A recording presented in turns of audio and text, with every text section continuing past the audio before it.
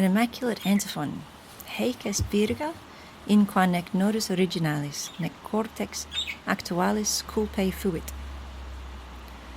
You may have noticed that I have booklets available on how to sing the little office of the Blessed Virgin Mary.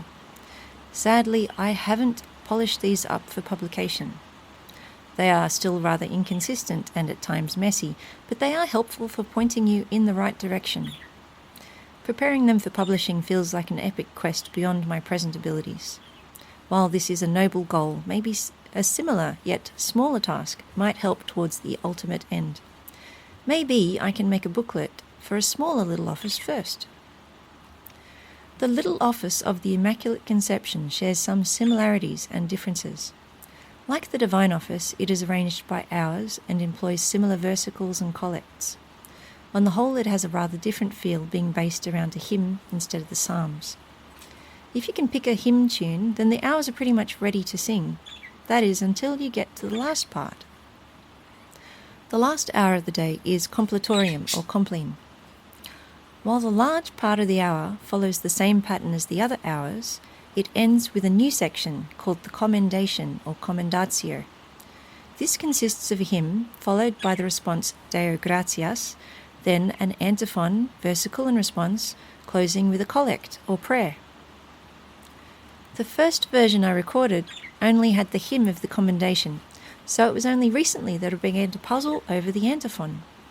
The other parts can be sung easily with common tunes, but antiphons are little snippets, each with their own melody. There are hundreds of them in the Liber Usualis and the Antiphonale Monasticum, but not this particular one. Haec est virga in qua nec nodus originalis, nec cortex actualis culpae fuit. This is the rod wherein was neither the knot of original sin, nor the bark of actual sin.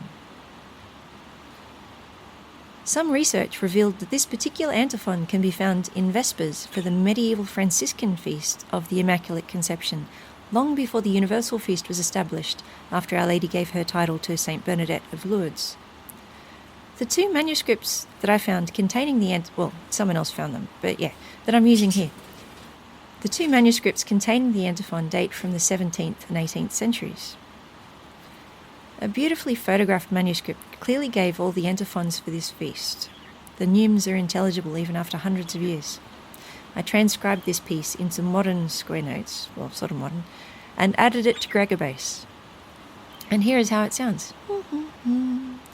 Haec est virga in qua nec nodus originalis, nec cortex actualis culpae fuit.